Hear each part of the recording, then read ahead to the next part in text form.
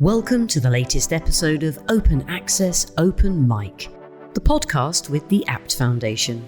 The APT Foundation is here to help employers, communities, and families care for people who may be living with opioid or other substance use disorders, serving the Greater New Haven community through an evidence-based open access model.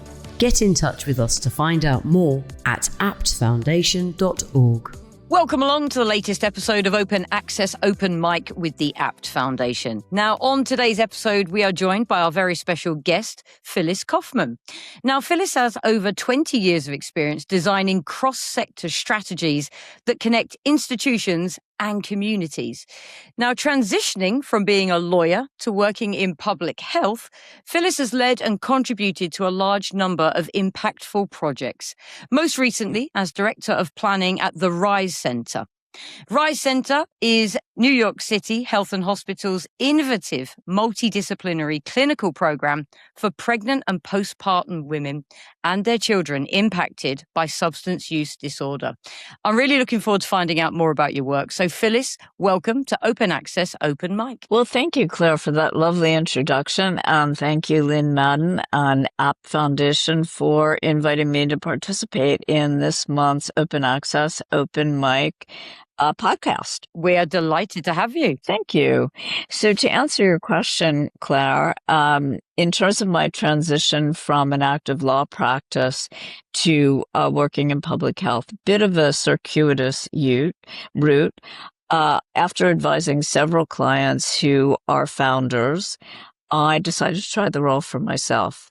And so I am the co-founder and former producing director of Theater of War Productions, a social impact company that uses theater and other media to address public health, social justice issues. And with Theater of War, I traveled around the world to military sites, medical conferences, post-natural disaster communities.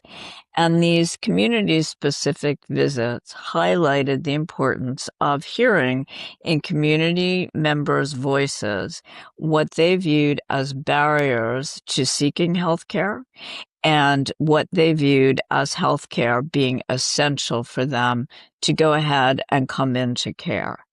And that really engaged me in terms of trying to understand these barriers and trying to work with other teams to address these barriers. So after a brief stint back to law school to do advanced work in human rights, I began to consult with organizations like Physicians for Human Rights, Center for Victims of Torture. Those were largely medical legal partnerships, which also gave me the opportunity to begin to understand the downstream impact of policy and legislation. And then I moved into delivery of direct services. The two positions that I most recently held were with Massachusetts General Hospital Psychiatry Academy and New York State Office of Mental Health for Project Teach. And then, as you mentioned, Claire, New York City Health and Hospitals RISE Center. Well, you've not done much then, really, have you? I mean, you possibly could have done a little bit more, do you think, Phyllis? Joking aside. Perhaps. And there's always, a lot more to do. That's for sure. And that, I think, is going to be the focus of what we talk about today. What can we do? What models are out there that can address, in particular, women who are using drugs, but also pregnant and parenting women who are using drugs? And Claire, Absolutely. I only introduce you to powerfully interesting people who care about vulnerability, right? And who care in ways that I think connect structural solutions to actual human beings, right? And that is not, I think, always the case for people who are in sort of structural or planning kinds of positions. But in the case of Phyllis and some of the other guests that we've had on, her work, from my perspective, really spans this theoretical set of ideas about how you can improve care for vulnerable populations and why it actually matters. It spans that all the way to seeing that it actually takes place. right? And taking in that perspective. Well, thank you so much for that, Lynn. And, that is also part of this transition journey, right? Is after being a lawyer and working within the constructs of the law, looking beyond that and where are those solutions that live beyond those particular structures. I can't wait to find out more. Tell me a little bit about the RISE Center. Tell me more about that. So the RISE Center is, Claire, as you mentioned, a multidisciplinary, fully integrated specialty clinical care model designed specifically for pregnant and postpartum women and their children impacted by substance use, opioid use disorder. Co-located in one safe space, there is the full continuum of care. So we're talking about adult and child family medicine, women's health, OBGYN, adult and child behavioral health, and addiction medicine treatment. And this particular model, and there are several other models across the country, this particular model was designed to try to avoid as much as possible fractured care. Fractured care frequently results in lack of short-term and long-term adherence to treatment protocols. And I want to talk more about this particular model perhaps later in our conversation, if that works for both of you, because I think, as I mentioned earlier, one of the reasons that I feel so passionate about this work is because there are so many barriers keeping people from seeking care and keeping people from seeking care sooner rather than later. So we're not talking about the ER versus a much more public health-centered lens. So I'd like to come back to the RISE Center, other models a little bit later, if that works for both of you. Absolutely, without a doubt. Some of the work we've been doing, certainly with the APT Foundation, is about smashing stigma. It's about breaking down barriers. It's about getting people into care as quickly as possible. We want people to get better. So thinking about the work and the experiences you've had, what do you view as the most major barriers to bringing women using drugs into care? So I think for table setting purposes, it's important to understand that pregnant women using drugs have been surveilled, criminalized, separated from their families for decades. And when I first began doing this work, it was April 2022, which was either, I don't remember right now, right before or right after the Dobbs decision. So at that point in time, I would say, the bar to seeking care has just been raised. But now, after 2 Trump presidencies, I have to say, the bar has been raised exponentially higher. So what we're looking at right now is a landscape that is much more punitive than looking at the landscape through a public health intervention lens. So with that said, and Lynn, please jump in, what I see and what I'm hearing from this group of women and also from clinicians, hospitals working in this area is the barriers fall into a handful of big buckets. The first one I want to mention is legal. And so we're talking about the criminalization of the use of drugs during pregnancy. Now, the causes of action that are being brought across the country, state by state, quite variable. The list is quite long and growing. Probably the cause of action that you're going to see the most, or the causes of action that you're going to see the most, is negligence, child abuse, endangerment. Those causes of action are frequently coupled with many other causes of action, and we are now seeing homicide as well. So that is one big bucket. Another big bucket is the engagement of child services.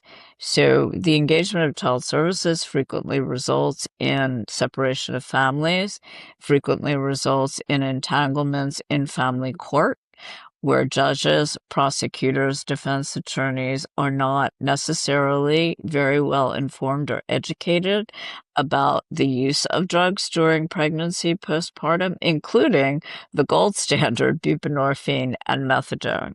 And that also, once you hit that place, can result in foster care. I just want to mention many of the women who come into care when they are pregnant already have children in their own households. So they may already be involved with family court at some point in time. Another bucket is psychosocial. So we're talking about co-occurring mental health issues, isolation. Claire, as you mentioned, stigma is huge. Loneliness, lack of support from family members, lack of support from community members, sexual trauma, and trauma writ large. Then we're looking at a bucket of socioeconomic issues, lack of health insurance, lack of ability to self-pay, cost of time. Many of these women are working more than one jobs, cost of childcare, cost of transportation to a treatment facility, many other issues that relate to the socioeconomic status of a woman. And then we're looking at some systems level issues. So we're talking about healthcare institutions, provider level. And these issues are frequently top of mind, along with family separation and criminalization. And they relate to things like lack of trust. Many of these women have had very negative experiences with healthcare particular providers in the past. There is toxicology issues, lack of toxicology testing without prior informed written consent, the culture of reporting to child services, particularly in the NICU, and how to change that culture. Then we have, on a provider level, the lack of education that providers have in terms of initiating MOUD, and just the lack of, or hesitancy, I should say, of many providers in treating pregnant women using drugs. So those system level issues are quite difficult. And Lynn, I think you might want to mention APT Foundation, low barrier coming into care, because that wait time, once a woman raises her hand and says, I'm coming into care, can really, really be a deterrent to following through with initiation of treatment. So maybe you want to say a little bit about APT's really important work in that area. Yeah, thank you so much, Phyllis. And I thank you for that really thoughtful answer. I will amplify that by saying, listen, it's already really hard to get into treatment for a drug use disorder, period, end of statement, no matter who you are. And the reality is part of the reason that is so difficult is a person has to be able to internalize that they need help. And that's a hard thing to do in our culture, right? Because it carries with it this stigma that somehow you're less than a good person for everyone. As with almost all services in our country and indeed across most of the world, if you are a woman, that is amplified further, right? If you are a parenting woman, that's amplified even further, right? So you have this kind of scaffolding of difficulties or stigmas that are just attached to who you are.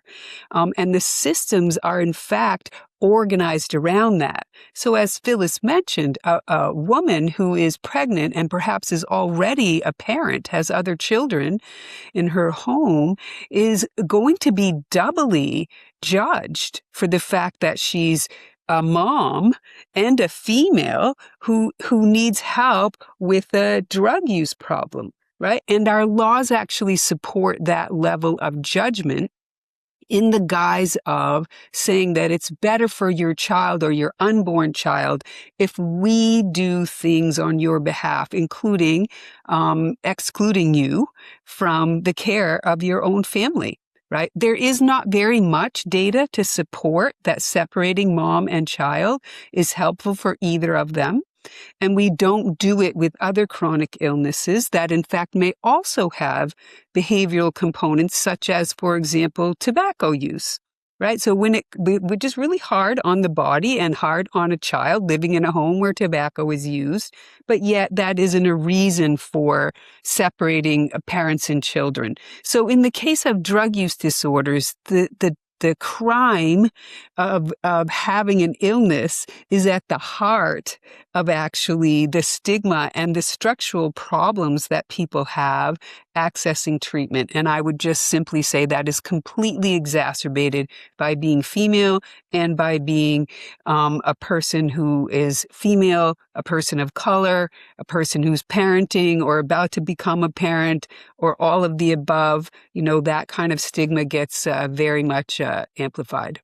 Yes, absolutely. Absolutely. And, from a policy perspective, which, I'll just mention briefly, and we can talk about that a little bit more later in the conversation.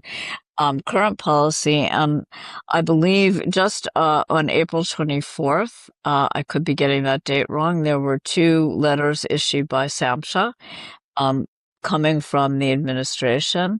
One of them was about the use of buprenorphine and methadone not being the road to recovery, that those gold standards should be viewed as something that is not a long-term use, but coupled with treatment, a behavioral health treatment, and other interventions. So now we're talking about the gold standard for substance use disorder, for MOUD, no longer being described as the road to recovery and being able to be a helpful, stable parent. So that message, the downstream effect on women, pregnant women using drugs, is also another inhibiting factor to coming into care. There's a very interesting ethnography, a book called Addicted, Pregnant, and Poor by Kelly Ray Knight, that if folks are really interested in this topic, and this ethnography really tells stories, if you will, or observations from the field regarding women who are pregnant and the challenges that they face that are truly, in fact, exacerbated by needing care or help for their drug use disorder.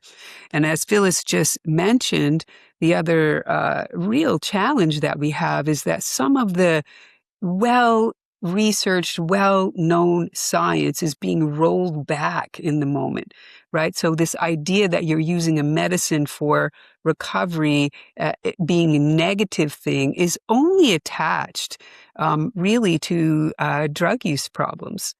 Right? When we use a medicine for recovery or stability, when you're living with diabetes, for example, or living with COPD, that is not judged as somehow not being a good way to take care of yourself or not being the gold standard of care. In fact, it's judged in the opposite way. If you were a provider not providing your patient who's living with diabetes with the appropriate medication interventions, you would be liable for that. And what we're seeing is this sort of turnaround in the field of addiction where there is the medicines themselves, which actually save lives and work very, very well. They work better than almost any medicine for any other chronic illness. As a matter of fact, these medicines are being stigmatized even more strongly than they have been in the past.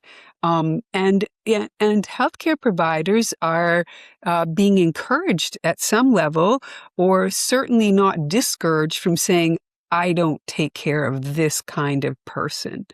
And that's really not okay from a medical perspective, a clinical perspective, a cultural perspective. And I would suggest, as this conversation has been sort of thematically organized around, that kind of decision-making is more strongly endorsed among women and among parenting women. I want to go back to Lynn's point for a moment to family court, because what happens frequently in family court is that a woman is told that if you're using buprenorphine, if you're using methadone, you have to move to abstinence before your children are returned to you.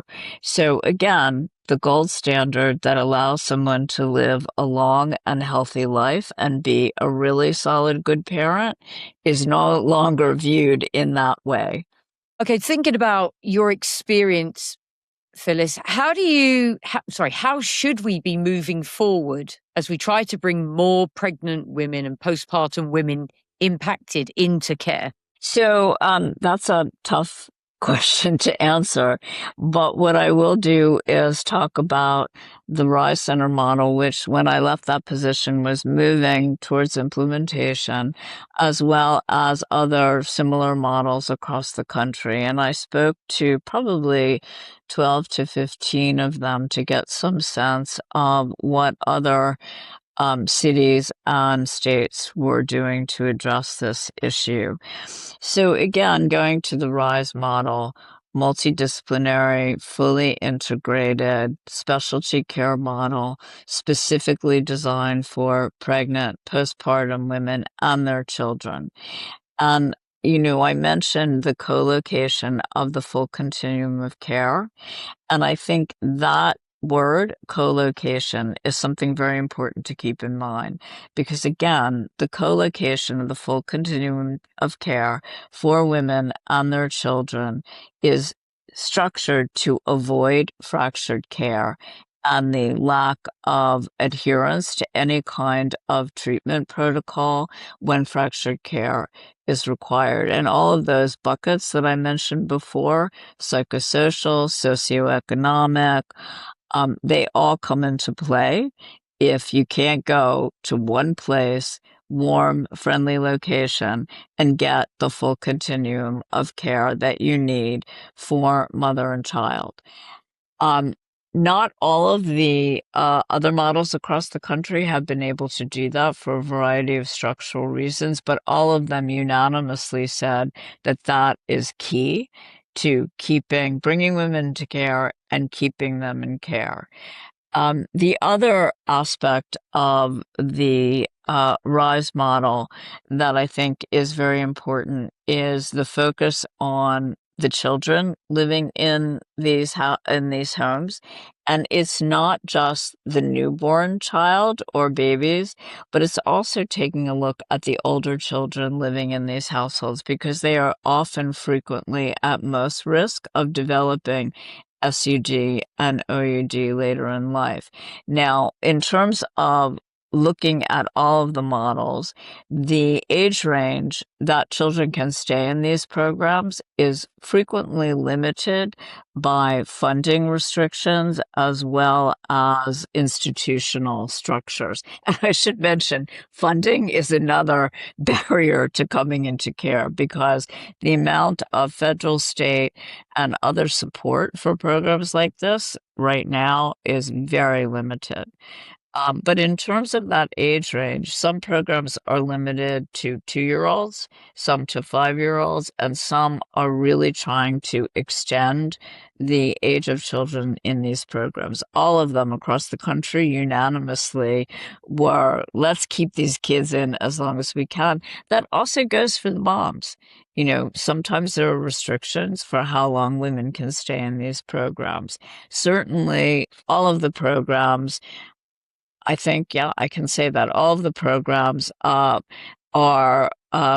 flexible to keep women in care for the first 12 months after delivery, those months being the months when women are most at risk for relapse. And that is another aspect of the RISE model and some of the other models out there, which is advanced relapse planning. That is really, really important to have a plan in place, a written plan in place for other family members, other caregivers who can step in when a relapse occurs. No surprise if it does. And that also hopefully avoids family services jumping in at the first moment that there may be a relapse. That's also something that hopefully provides staff members with a culture beside immediately reflexively reporting to child services. So those are some really important aspects. The other continuum of care that is offered at almost all of the programs is wraparound services on site. So we're talking about trained childcare. We're talking about food pantry. We're talking about baby infant supplies, sometimes pregnancy clothing, everything that's going to make it easier and also, friendly in terms of there's a lot going on beside getting health care. These are all important supports. And that brings us to the other issue, which is having a really strong case management aspect to your program so that referrals out to trusted community organizations are not only provided with a warm handoff, but also followed up. Did these families actually go for these supports? So supports for other aspects of recovery. We're talking about food security, employment opportunities, educational opportunities, income stability. All of those wraparound services are particularly important.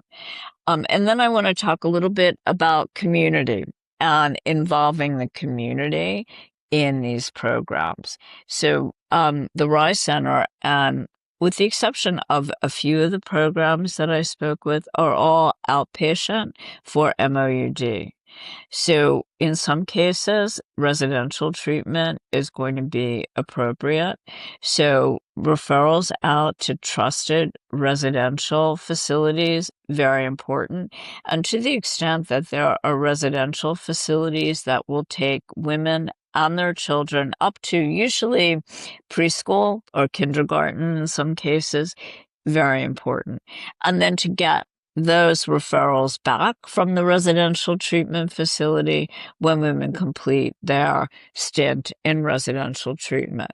But we're also talking about the support of trusted community harm reduction organizations. We're also talking about houses of worship.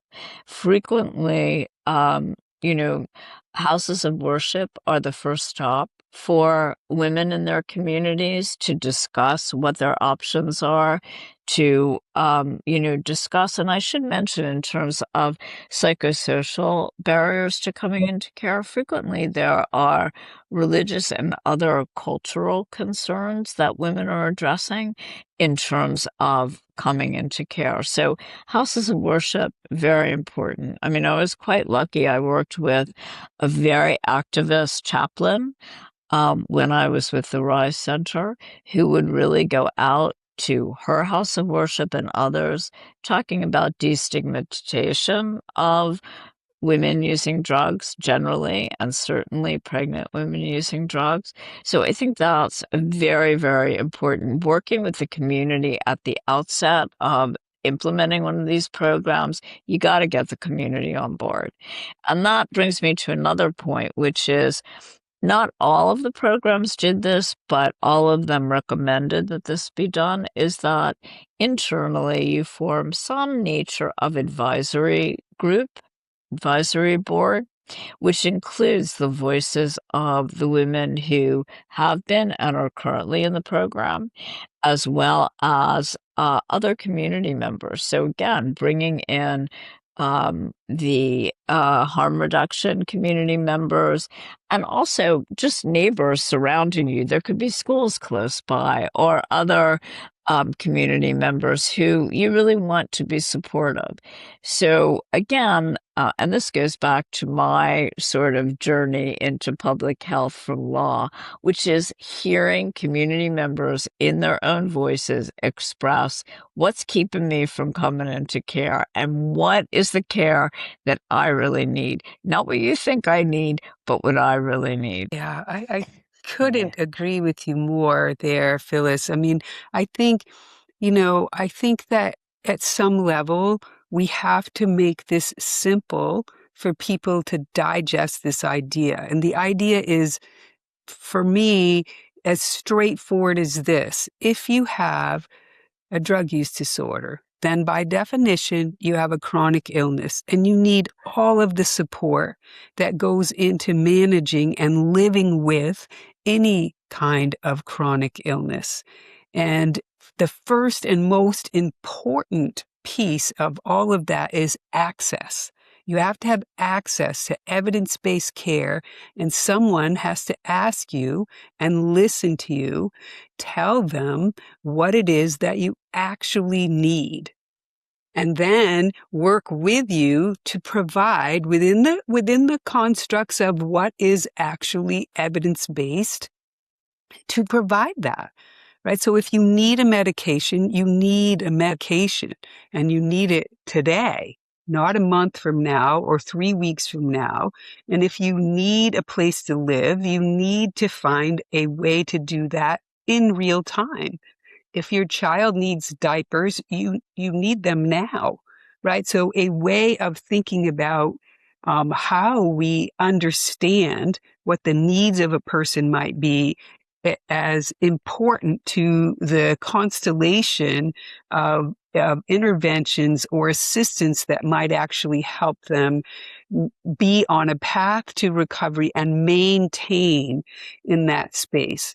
Now, when it comes to relapse, we so often consider relapse or return to drug use as a failure of the individual or potentially a failure of the healthcare system or both, when in fact what it is normal. Everyone relapses, right? These are chronic, reoccurring conditions, and by nature, that's the definition of them. And if we move away from drug use for a moment and into another kind of chronic illness, such as diabetes, what you see is that there really are no people who 100% manage their diabetes every minute of every day perfectly well, right? They're not judged for that per se. What they are, in fact, taught is when to take care of themselves, how to take care of themselves, when to touch the healthcare system, and what to expect from touching the healthcare system. This is not the kind of approach that we use with the chronicity of drug use disorders.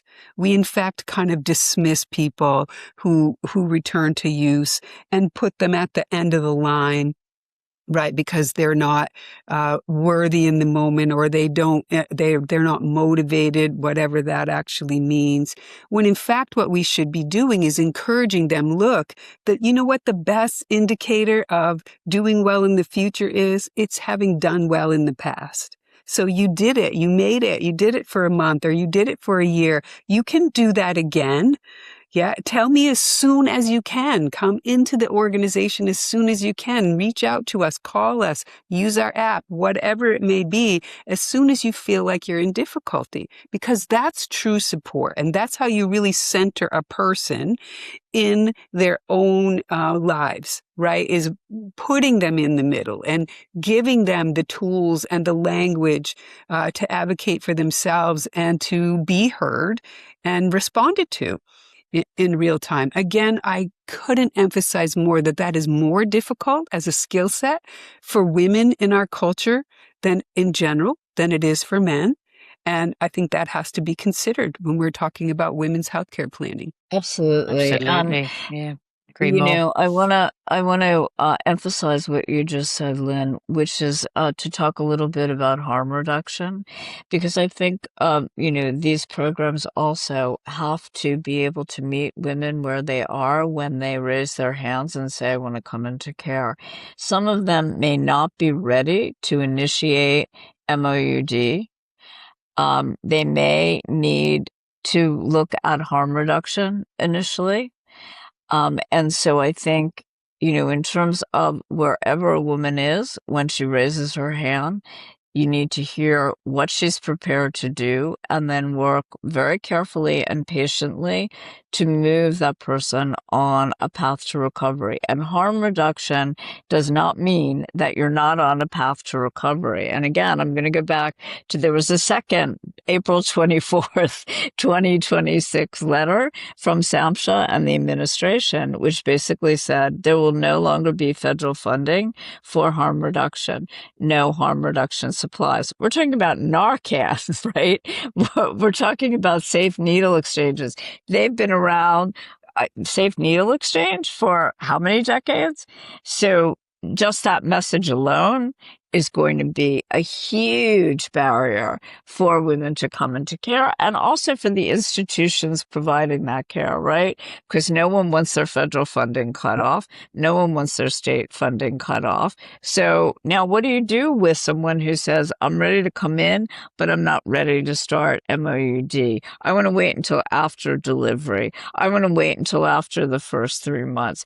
I tried it before and I had these side effects. I want to wait, There we go again with the downstream impact of policy. Do you know, that leads me on beautifully. I've got 2 more questions for you guys. But that leads me on beautifully to this one. Let's talk a little bit about what policy looks like now for women using drugs under the second term under a Trump administration.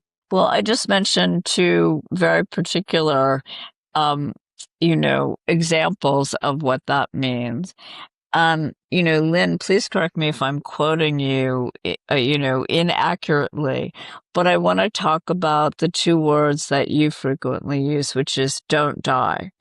And I would like to add to that, keep families together. But in terms of don't die, you touched briefly on this before, Lynn, which is why is substance use disorder writ large, and then again, particularly for women, and particularly for women who are pregnant using drugs, why is that treated as a chronic condition versus as an emergency, life-threatening condition like a heart attack would be?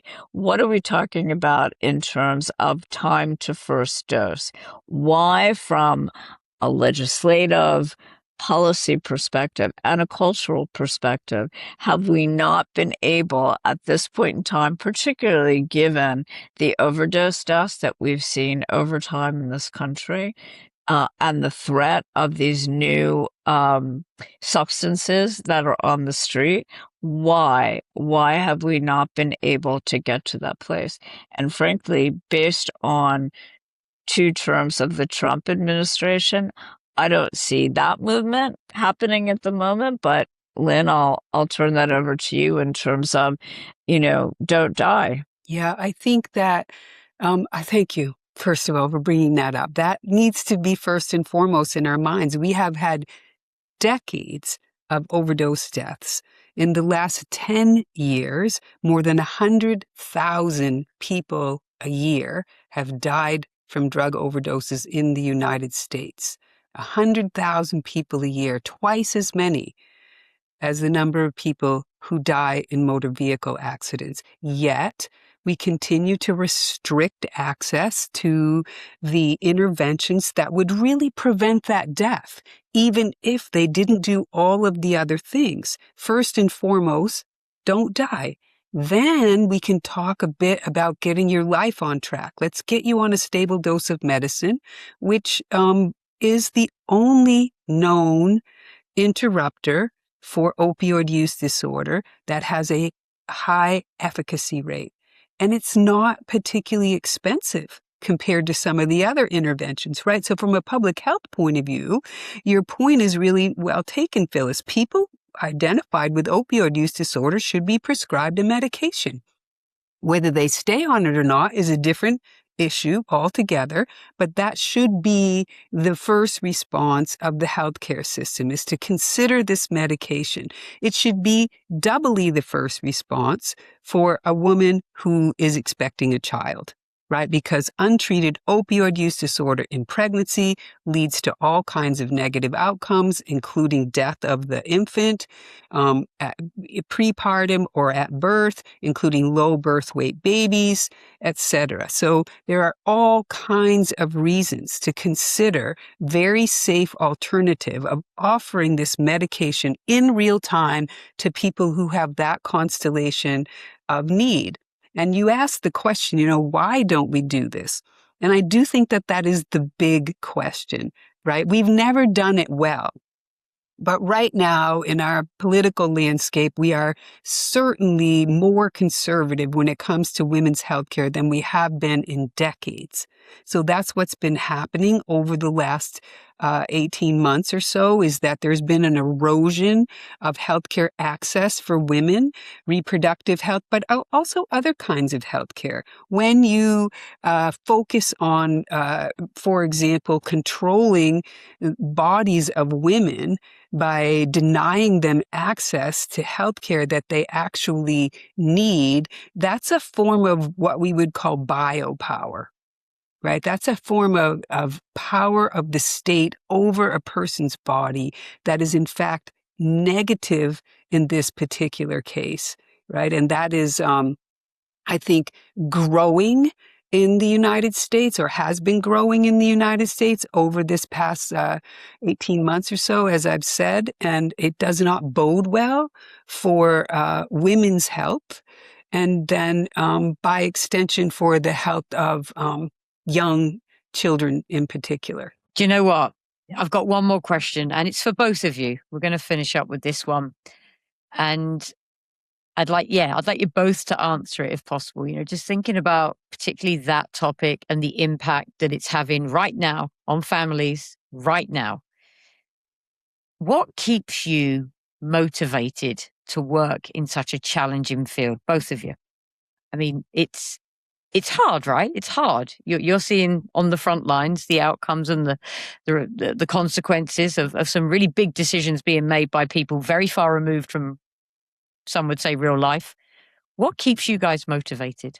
Yeah, I'm going to start by saying one of the things that keeps me motivated, and I want to give you a longer answer, but one of the things that keeps me motivated is meeting people and talking to people like Phyllis. Well, that's very kind, Lynn. I really appreciate it. And right back at you, same thing. I mean, there's some incredible, Lynn being one of them, people out there who've been doing this work for a very long time. And it is important that they continue to do this really important work for a very long time, because the landscape right now has really become very punitive, very restrictive. And I think that, just for me anyway, makes me feel that I want to do more. I want to stay in this area, and I want to support women, but all people who are using drugs. And then all people coming into care. And Lynn, I don't think you've done sufficient justice to the APT Foundation, because I think one of the things that is so key right now is the cost of healthcare for everyone is so extraordinary. And the APT Foundation's low barrier to care, which isn't going to, and Lynn, you speak to this because you know the mechanics of it better than I do, but someone coming into care at the APT Foundation is not going to have to go through as many hurdles as someone coming into another large medical institution, in terms of payment, in terms of behavioral health therapy first, in terms of all sorts of regulatory red tape. Certainly there is some, but I think, Lynn, doing that work, for me, that is so exciting, because there's a model out there that is going to address what we're all looking at, in particular, again, women, in particular women using drugs, and women who are pregnant using drugs. So maybe you want to say a little bit about that foundation work and why that empowers me to stay in this area. Yeah, thank you. I will say APT Foundation has worked really hard for about 20 years now at identifying and reducing barriers to care. I mean, first and foremost, I think we have to acknowledge that the treatment gap is very wide. Fewer than 1 in 5 people who need one of these medicines actually receives it. That motivates me, Claire, when in terms of thinking about, what can we actually do? One of the things that is associated with that is that if you don't receive care, your likelihood of death is about 50% higher than a person who doesn't have an opioid use disorder, right? So that's highly motivating for me from a public health point of view. Look, we have an intervention. We know it can work. We can actually keep you from dying, but you have to be able to get to the treatment. Here at APT, our census went over the last decade or so, a couple of decades, from around 1,200 people to more than 8,000 people.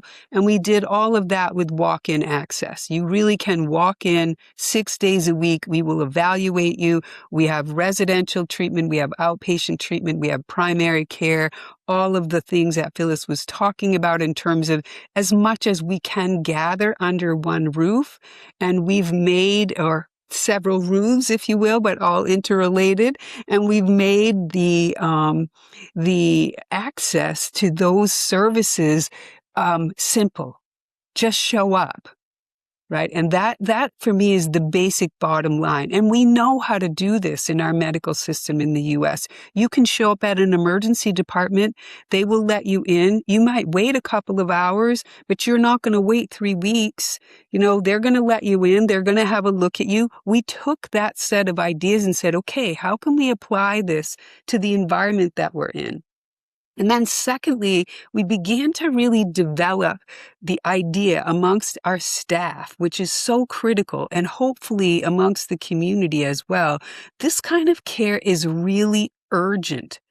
This is not something that you can put off, right? I mean, this is a kind of care that can save your life today, because every single time a person uses drugs, they are at risk of dying from a drug overdose every single time.